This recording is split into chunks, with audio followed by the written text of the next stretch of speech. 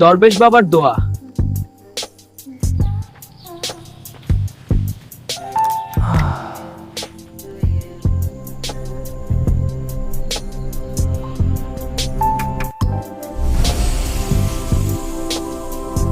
Muda tohondayım şu.